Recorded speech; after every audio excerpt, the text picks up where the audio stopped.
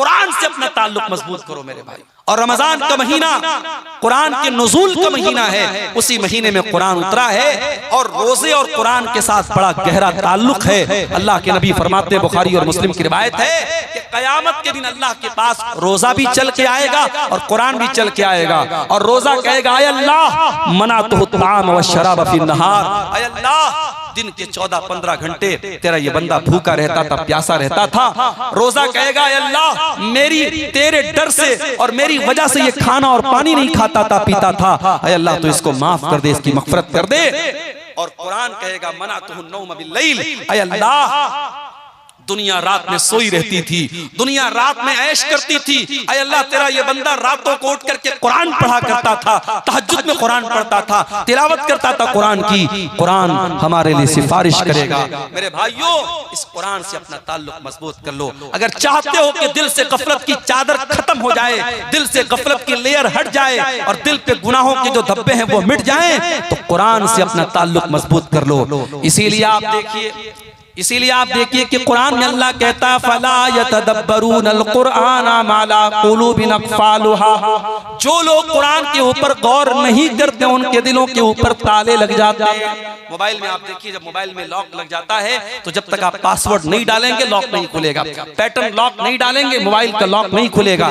दिल भी लॉक हो चुका है हमारा, और दिल के लॉक को खोलने का अगर कोई तरीका है तो कुरान करीम है मेरे प्यारे साथियों। इसलिए कुरान से अपना ताल्लुक मजबूत करो। और कुरान को सिर्फ जो हाफिज हैं उनको नहीं पढ़ना है, कुरान को हर एक को पढ़ना है। अगर आप कुरान अटक अटक के पढ़ते हैं, कुरान जो है महारत के साथ नहीं पढ़ पाते हैं, कुरान पढ़ते वक्त अगर आपकी जबान अटकती है, अटक अटक करके पढ़ने वाले को डबल सवाब मिलेगा। कुरान आप समझ करके नहीं पढ़ पा रहे हैं, सिर्फ कुरान का अरबी मैटर पढ़ रहे हैं, कुरान का अरबी टेक्स्ट पढ़ रहे हैं, उस पर भी आपको सवाब मिलेगा। समझ के पढ़े बहुत अच्छी बात है, बगैर समझे भी अगर आप कुरान को पढ़ रहे हैं तो अल्लाह के नबी फरमाते हैं कि एक हर पर 10 नेकी मिलेगी। मेरे भाइयों, आज कुरान से हम दूर हैं और हालात ये हैं कि हमारा नौजवान 1 घंटे के लिए मोबाइल के बगैर नहीं रह सकता है। 1 घंटा अगर मोबाइल की बैटरी खत्म हो जाए बेचैन हो जाता है, न जाने किसकी कॉल आई होगी, न जाने किसका मैसेज आया होगा, न जाने कौन कौन मुझको याद कर रहा होगा। जरा सोचो मेरे भाइयों, अगर आपका कोई दोस्त, बड़ा खास दोस्त आपको मैसेज करता है और आप व्हाट्सएप खोल रहे हैं, सारे लोगों के मैसेज देख रहे हैं और उस दोस्त का मैसेज आप ओपन नहीं कर रहे हैं, खोल नहीं रहे हैं, आपका दोस्त आपसे मिलेगा, कहेगा यार तू दोस्त है कि दुश्मन है, जब तू मेरा मैसेज नहीं देख रहा है, तुझे मेरी कोई फिक्र नहीं है। वो दोस्त आपसे दोस्ती खत्म कर देगा, ताल्लुक खत्म कर देगा। मेरे भाइयों, कुरान भी अल्लाह का आखिरी मैसेज है, अल्लाह का आखिरी पैगाम है, हाज़ा बलागुल लिन्नास, और अल्लाह का ये मैसेज हम सब के लिए है। और हम कितने बड़े बदनसीब है, आज कुरान से हम दूर है। कितने लोग तो ऐसे हैं रमजान में कुरान उठाते हैं तो फिर साल के 11 महीने कुरान को छूने की वो कोशिश भी नहीं करते। मेरे भाइयों, कुरान करीम की तिलावत को अपनी जिंदगी का मामूल बनाओ। गफलत की बीमारी से अगर बचना है तो ये काम भी हमें करना पड़ेगा। इसी तरीके से मेरे भाइयों, एक और चीज है जो हमें गफलत की बीमारी में डाल रही है, और वो है नमाज के मामले में लापरवाही। नमाज के मामले में जब आप लापरवाही करेंगे तब भी आपके दिल पे गफलत की चादर चढ़ जाएगी। इसलिए कि नमाज कौन छोड़ता है? कुरान करीम में अल्लाह ने बयान किया सूरह मरियम के अंदर, फखलफ मिन बादिहिम खल्फुन अज़ाउस सलाता वत्तबउश शहवाति फसौफ यल्कौना गय्या।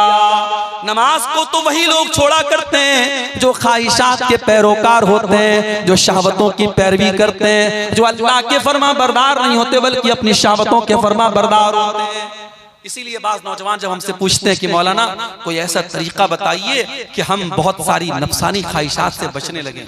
बहुत से हमारे नौजवान भाई होते हैं मोबाइल की गंदी आदतों में, मोबाइल में गंदी चीजों को देखने की आदत पड़ गई या किसी किस्म की बुरी आदत पड़ गई, उसका तरीका पूछते हैं। कुरान करीम की आयत की रोशनी में एक नुस्खा आपको बता रहा हूं, कभी इसको ट्राई कीजिएगा, आजमाइएगा मेरे भाइयों मेरी बहनों। अगर आपको ये लगता है कि आप अपनी ख्वाहिशात पर कंट्रोल नहीं कर पा रहे हैं तो कुरान करीम की आयत हमें सबक दे रही है कि नमाज की पाबंदी करो। इसलिए कि जो इंसान नमाज नहीं पढ़ता है, जिसकी जिंदगी में नमाज के लिए शेड्यूल नहीं है, नमाज के लिए टाइम नहीं है, उस इंसान की जिंदगी ख्वाहिशात से घिर जाती है, वो ख्वाहिशात का पैरोकार हो जाता है। और इसीलिए अल्लाह कह रहा है फखलफ मिन बादिहिम खल्फुन अज़ाउस सलाता, ऐसे नालायक लोग आज आ गए नबियों के बाद जिन्होंने नमाज के मामले में लापरवाही की और जब नमाज को छोड़ दिया वत्तबउश शहवात, अपनी शहवतों के पैरोकार हो गए। फसौफ यल्कौन गय्या, और ऐसे लोग जहन्नम में डाले जाएंगे। इसीलिए अल्लाह कुरान के 21वें पारे के शुरू में कहता है अक़िमिस सला, नमाज कायम करो, इन्नस सलाता तन्हा अनिल फ़ाहशाइ वल मुनकर, बेशक नमाज बेहयाई से रोकती है। नमाज के मामले में लापरवाही मत करो। आज माशाअल्लाह गांव-गांव मस्जिदें बन गई हैं, मस्जिदें बन गई हैं, मगर मस्जिदों को आबाद करने वाले लोग नहीं हैं। शायर कहता है मस्जिद तो बना ली शब भर में ईमान की हरारत वालों ने, मस्जिद तो बना ली शब भर में ईमान की हरारत वालों ने, मन अपना पुराना पापी था बरसों में नमाजी बन न सका। मेरे भाइयों, शानदार मस्जिदें तामीर करने से काम नहीं चलेगा, मस्जिदों को नमाजियों से आबाद किया जाता है। नमाज की जब तक आप पाबंदी नहीं करेंगे और अपने घर में भी आप नमाज का माहौल पैदा करो, आप अपनी बीवी बच्चों को भी नमाज का पाबंद बनाओ। और कुरान करीम में अल्लाह ताला ने अपने नेक बंदों की एक दुआ बयान की कि अल्लाह के नेक बंदे दुआ करते हैं रब्बना हब लना मिन अज़वाजिना व ज़ुर्रियातिना क़ुर्रता आयुन, ऐ हमारे परवरदिगार हमारे बीवी बच्चों को हमारी आंखों की ठंडक बना दे, वजअलना लिल मुत्तकीना इमामा, और अल्लाह हमें तो मुत्तकियों का इमाम बना दे। एक बाप के लिए उसके बच्चे कब आंखों की ठंडक बनेंगे, एक शौहर के लिए उसकी बीवी कब आंखों की ठंडक बनेगी? जब शौहर की बीवी नमाजी होगी, जब बाप का के बच्चे नमाजी होंगे। इसीलिए अल्लाह के नबी फरमाते हैं तुम्हारे बच्चे 7 साल के हो जाएं तो नमाज का हुक्म दो, और 10 साल के हो जाएं और नमाज ना पढ़े तो उनकी पिटाई करो। मेरी माँ, जब आप मुसल्ले पर खड़ी होकर के नमाज पढ़ें तो अपनी 10 साल की बेटी को भी अपने साथ खड़ी करें। और इसीलिए मैं गांव-गांव एक बात की तबलीग करता हूं। आपके झारखंड के कई इलाकों में मैं गया, देखा शानदार मस्जिद कायम है, अहले हदीसों की बस्ती है, लेकिन मस्जिद में जुमा में औरतों का इंतजाम नहीं है। मैं बड़ी ताकीद के साथ कहता हूं हालात बहुत खराब हो चुके हैं मेरे भाइयों, हालात बहुत खराब हो चुके हैं। आप देखें, खबर आपने सुनी होगी, हमारे उत्तर प्रदेश के बरेली शहर में 8 साल तक मदरसे में पढ़ने वाली लड़की फेसबुक पर एक गैर मुस्लिम लड़के से दोस्ती करती है और उसके बाद उसके जाल में फंसती है, उससे शादी करती है और हिंदू मजहब में दाखिल हो जाती है, इस्लाम को छोड़ देती है। 8 साल तक मदरसे में पढ़ने वाली लड़की का यह हाल है। हमारी कौम आज कहां जा रही है मेरे भाई? हमारी और आपकी बच्चियां आज इस्लाम को छोड़ करके मुर्तद हो रही हैं। शायद पूरी इस्लामी तारीख में ऐसा बदतरीन दौर नहीं देखा गया था मेरे भाइयों। हमें मारा तो गया, हमें काटा तो गया, हम पर जुल्म तो हुए, मगर हमारा ईमान इस कदर कमजोर हो जाए कि हमारी बच्चियां, हमारी कौम की बहनें, हमारी कौम की बेटियां आज फेसबुक और इंस्टाग्राम पर किसी के आई लव यू पर और किसी की मोहब्बत भरे जोड़ों पर फिदा होकर के अपने दीन को खैर बात कह दे, अपने मजहब को छोड़ दे, अपनी तौहीद को छोड़ दें। इतना बदतरीन दौर हमने कभी नहीं देखा था मेरे भाइयों। इसका मतलब ये हुआ कि कहीं ना कहीं पानी मर रहा है, कहीं ना कहीं हमसे कोताही हो रही है और कहीं ना कहीं हमने अपनी बच्चियों और अपनी बेटियों की तरबियत जैसी करनी चाहिए थी वैसी नहीं की है। माफ करना मेरे भाइयों, साल में एक जलसा हो गया, घर की औरतों को, लड़कियों को आप लेके चले आए, इससे काम नहीं चलेगा, इससे काम नहीं चलेगा, ये तरबियत के लिए काफी नहीं है। आपके गांव में अगर जामा मस्जिद है जहां जुमा का खुतबा हो रहा है, मैं बड़ी ताकीद के साथ कहता हूं हर वो मस्जिद जहां जुमा का खुतबा हो रहा हो, आप औरतों के लिए सेपरेट इंतजाम कीजिए। उनकी एंट्री अलग हो, उनका सीना अलग हो, उनका दरवाजा अलग हो, पर्दे का माकूल इंतजाम हो। आपके घर की औरतें जब जुमा के खुतबे में जाएंगी, एक साल में 50-52 जुमा का खुतबा सुनेंगी, आधा घंटे की ये जुमा के खुतबे जब वो 50 बार सुनेंगी, उनकी दीन की बहुत सारी मालूमात उनको मिलेगी। आज कितनी औरतें हैं उनसे आप दीन की मोटी मोटी बातें पूछ ले, नहीं बता पाएंगी। हाँ, रस्म रिवाज की बातें आप पूछ लें, शादी ब्याह में कितने जोड़े कपड़े देना है, फलाने ने अपनी लड़की की शादी में 12 जोड़े दिए तो ये 24 जोड़े देगी, उसने अपनी बेटी को 10 ग्राम का हार दिया तो ये 20 ग्राम का हार देगी। रस्म रिवाज के मामले में हमारी औरतें माशाअल्लाह किसी से कम नहीं है। हमारे बनारस में एक जगह हमारी रिश्तेदारी में शादी हो रही थी, शादी का सारा सामान आया तो उसमें मैंने देखा कि पुड़िया रखी हुई है। मैंने पूछा भाई इस पुड़िया में क्या है, तो कहने लगे ये सुहाग की पुड़िया है, ये सुहाग की पुड़िया है और सुहाग की पुड़िया में क्या है? सिंदूर रखा हुआ है, माथे की बिंदी रखी है। मुसलमान औरत के भी आज शादी के मौके पे सिंदूर और बिंदी उनके यहाँ चल रहा है। मैंने फौरन मना किया और समझाया कि ये इस्लाम का इससे कोई ताल्लुक नहीं है। इस्लाम में औरत के सुहाग की कोई जिस्मानी निशानी नहीं है। औरत का के निकाह की एक ही निशानी है, शौहर के दिल में उसकी मोहब्बत, बस। कोई बिंदी, कोई सिंदूर, कोई मंगलसूत्र, ये इस्लाम में कोई सुहाग की निशानी नहीं है। आज ये शिरकिया और जाहिलाना चीजें हमारी माओ बहनों के अंदर आई हैं।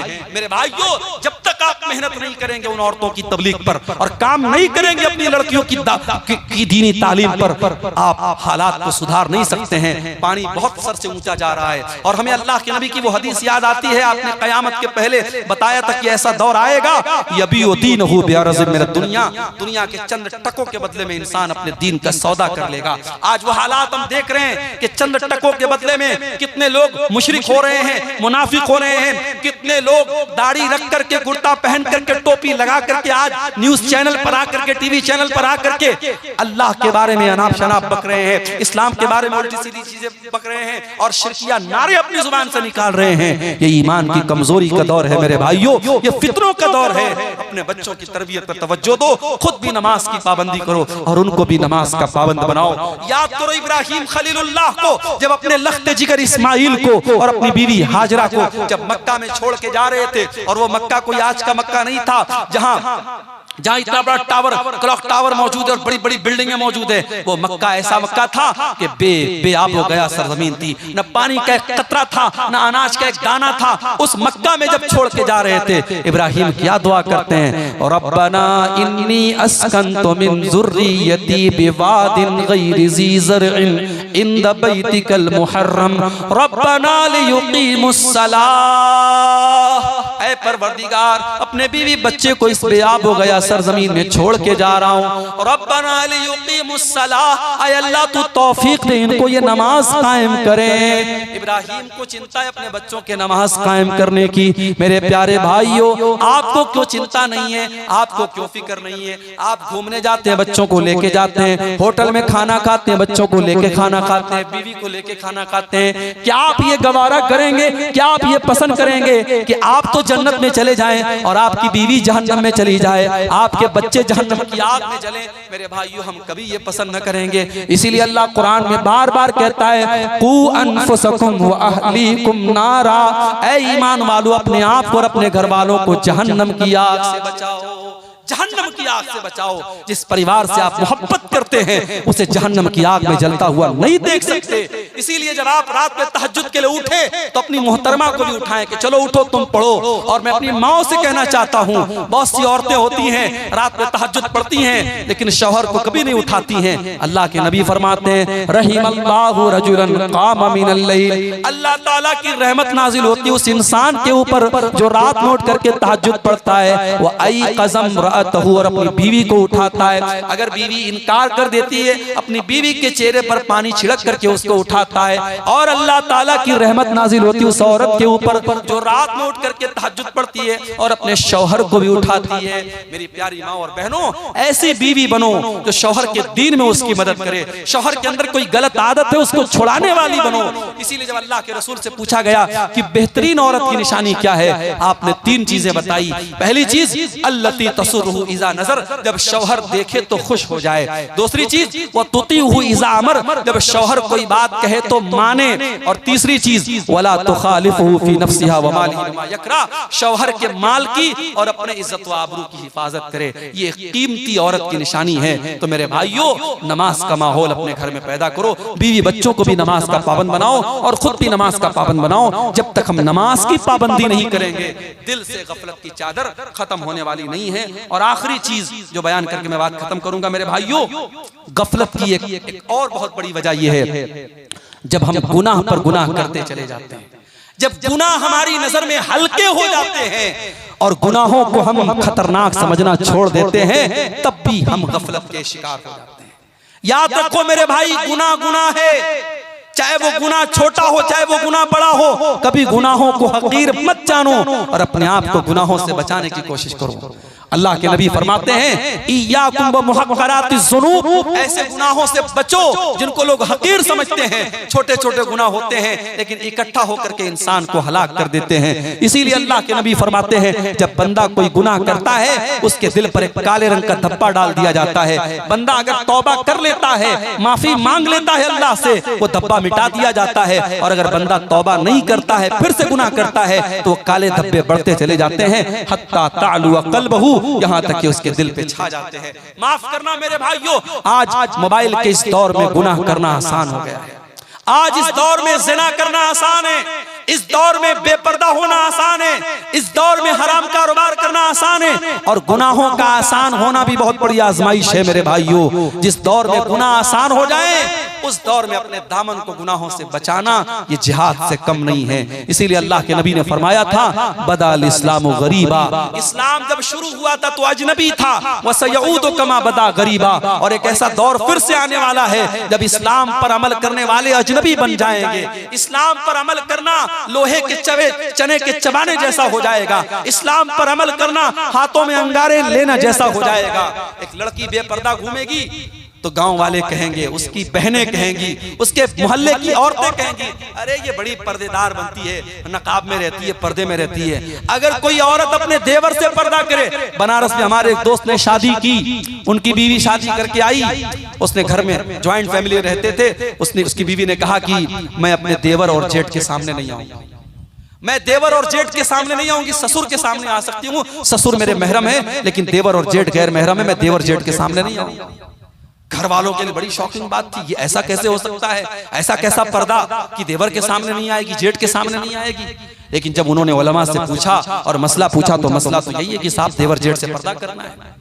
अब ये हालात है कि वो लड़की किचन में काम करती है और घर में खाना खा रही है, खाना दे रही है अपने घर वालों को, मगर देवर और जेठ से पर्दा करती है।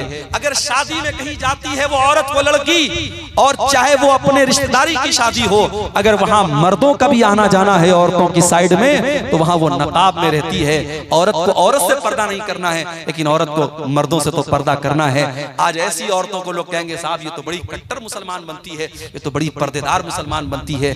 आज नौजवान अगर चेहरे पर शरई दाढ़ी रख ले तो समाज कहेगा ये तो मुल्ला बन गया, ये तो हाफिज जी बन गया, ये तो मौलवी साहब बन गया, और वही क्लीन शेव करा ले, लोग कहेंगे साहब ये तो माशाल्लाह बड़ा स्मार्ट है, हैंडसम है। आज अगर कोई नौजवान लड़का अपने आप को ज़िनाकारी और बदकारी से दूर रखे तो लोग कहेंगे अरे ये तो बड़ा आउटडेटेड लड़का है, इसको तो कोई घास नहीं डालता है। और जो लड़का रात में 2-2 बजे तक गैर महरम लड़कियों से बात करता है, समाज कहता है साहब ये तो बड़ा चालू लड़का है, बड़ा एडवांस लड़का है। ये हालात है मेरे भाइयों। गुनाहों को शैतान ने इतना अट्रैक्टिव बना दिया कि गुनाह करने वाले को लोग बड़ा अक्लमंद कहते हैं और गुनाहों से बचने वाले को लोग बेवकूफ समझते हैं। अल्लाह के रसूल ने फरमाया सल्लल्लाहु अलैहि वसल्लम बदाल इस्लाम गरीबा, इस्लाम जब शुरू हुआ था तो अजनबी था और इस्लाम आगे चल करके फिर से अजनबी हो जाएगा। जब ऐसा दौर तुम देख लो फतूबा लिल गुरबा, तो तुम भी अजनबी बन जाना, तुम भी दीन के ऊपर चलने वाले बन जाना। जमाना गाली दे तो सुन लेना, जमाना बुरा भला कहे तो सुन लेना, जमाना तुम्हारी राह में रोड़े अटकाए तो सुन लेना। और हमें याद है कर्नाटक की उस लड़की का बयान, कर्नाटक की उस लड़की की हिम्मत को सलाम, जिसने जालिमों के ढेर में और जालिमों के झुंड में पर्दे में गई थी और उसके सामने जब शिरकिया नारे लग रहे थे, मुस्कान नाम की उस लड़की ने कहा था, अल्लाह की तकबीर का नारा बुलंद किया था, उसने अपने पर्दे का पावर दिखाया था। मेरी प्यारी माँ और बहनों, आज ये पर्दे के अंदर एक ताकत है। एक मुसलमान लड़की जब पर्दे में निकलती है दुनिया जानती है ये पर्दे वाली लड़की है, इसको छेड़ा नहीं जा सकता। अभी आजकल एक आपने न्यूज देखी होगी, बंबई से कोई पर्दे वाली आपा है, वो साहब पैदल हज करने के लिए निकली है। अभी एक मसला किसी तरीके से खत्म हुआ केरल के शहाब भाई का, वो बेचारे किसी तरीके से पैदल हज करके आए। अभी एक नई आपा आई है पैदल हज करने वाली है। माफ करना, ऐसी औरतों का मकसद सवाब हासिल करना नहीं है, अपनी पब्लिसिटी करना है। वरना उलमा जानते हैं शरीयत का बड़ा वाज़े उसूल है कि अगर 2 काम हैं और 2 काम में से एक मुश्किल और एक आसान है, तो शरीयत कहती है अगर दोनों काम जायज है तो आसान काम को आप अपना लो। अगर आपको नमाज पढ़नी है और ठंडी छांव भी मौजूद है और कड़ी धूप भी है, तो कड़ी धूप में खड़े होकर के नमाज पढ़ना कोई सवाब का काम नहीं, आप ठंडी छांव में खड़े होकर के नमाज पढ़िए। अगर मस्जिद में पंखा है और पंखा चला करके आप नमाज पढ़ सकते हैं तो कोई जरूरत नहीं कि आप पसीना खाएं। अगर हवाई जहाज का इंतजाम है और आप 4 घंटे में आप जो है झारखंड से, रांची से आप जद्दा पहुंच सकते हैं और आप पटना से जद्दा पहुंच सकते हैं, तो कोई जरूरत नहीं है आप पैदल आप हज करने के लिए निकलें और दुनिया को अंदर के अंदर पब्लिसिटी करें। आज दीन को पब्लिसिटी का भी एक जरिया बना दिया गया है। मेरे भाइयों, आज हालात ये हैं, मुंबई के एक बहुत बड़े कारोबारी, मुंबई और गुजरात के एक बहुत बड़े कारोबारी फैमिली में शादी होने वाली है। अभी शादी के पहले की जो तकरीबात हैं, जिसको प्री वेडिंग सेरेमनीज कहा जाता है, उनकी शादी की उस तकरीबात में 9 अरब रुपए खर्च हो चुके हैं। और अमेरिका से एक नाचने गाने वाली को बुला करके 74 करोड़ रुपया देकर के उससे नचवाया गया था और मीडिया ताली बजा रहा है। और हमारे बॉलीवुड के बड़े बड़े सुपरस्टार उस शादी में जा रहे हैं, किसी को कोई फर्क नहीं पड़ता है। और वही 2 महीने 3 महीने के बाद जब हमारा बकरीद का त्योहार आएगा और हिंदुस्तान भर के मुसलमान जब कुर्बानी करेंगे, तो इस मीडिया को सांप सूंघ जाएगा और ये मीडिया इस्लाम की दुश्मनी में कहेगा कि साहब मुसलमानों को कुर्बानी नहीं करनी चाहिए, बेजुबान जानवर मर रहे हैं, इतना पैसा जानवरों की कुर्बानी पर खर्चा हो रहा है, इतने पैसे से कितने गरीबों का मकान बन सकता है, कितनी गरीब बेटियों की शादी हो सकती है। उन धोखेबाज मीडिया वालों से जाकर के कोई क्यों नहीं कहता कि 9 अरब रुपए एक शादी की तकरीबात पर खर्च कर दिए गए। जिस देश में 85 करोड़ लोगों को, गरीब लोगों को फ्री में राशन दिया जा रहा है, उस देश में एक इंसान की शादी पर 9 अरब रुपए खर्च किए जा चुके हैं। क्या मीडिया का यह फर्ज नहीं बनता कि वो इस पर भी लोगों को जागरूक करे कि उस 9 अरब रुपये से बहुत सारे गरीबों के काम हो सकते थे। मेरे प्यारे साथियों, असल चीज ये है, लोग इस्लाम के दुश्मन बने हुए हैं, इस्लाम को मिटाने की बहुत सारी प्लानिंग हो रही है, मगर याद रखो इस्लाम की फितरत में, कुदरत ने लचक दी है, उतना ही ये उभरेगा जितना के दबाओगे। इस्लाम अल्लाह का वो चिराग है जिसे बुझाया नहीं जा सकता है। नूरे खुदा है कुफ्र की हरकत पे खंदजन, फूकों से ये चिराग बुझाया न जाएगा। इंशाअल्लाह इस्लाम कल भी था और आज भी है और कयामत की सुबह तक बाकी रहेगा। हमारी जिम्मेदारी ये है कि हम अपने दिलों को गफलत से दूर करें मेरे भाइयों। और जो चीजें मैंने बताई हैं, इन असबाब को दूर करके हम अपने दिलों की गफलत को दूर कर सकते हैं। और अगर हम नहीं करेंगे तो याद रखो फिर हालात वही होंगे कि हरम में बैठकर भी लोग मोबाइल पर वीडियो गेम खेलेंगे और रमजान के मुकद्दस महीने में भी लोग बेहुरमती करेंगे। और आज आप देख लें कि इस गफलत की बीमारी ने आज हमको कहां लाके खड़ा कर दिया है। मेरे भाइयों, मैं गुजारिश करता हूं आप सबसे कि हम सब अपने दिलों को टटोलें और अपनी गफलत को दूर करें। दुआ करते अल्लाह ताला से रब्बुल आलमीन हमें अपने दिलों की सख्ती को, हमारे दिलों की सख्ती को रब्बुल आलमीन दूर फरमाए, हमें अपने गुनाहों से सच्ची तौबा करने की तौफीक अता फरमाए। आने वाले रमजान को हमारी इस्लाह का महीना बना दे, हम सबको अपनी इस्लाह करने की तौफीक अता फरमाए। रब्बुल आलमीन हमारी नौजवान नस्ल को अपने गलत कामों से बाज आने की और सच्ची तौबा करने की तौफीक अता फरमाए। आमीन व आखिर दावाना अल्हम्दुलिल्लाहि रब्बिल आलमीन।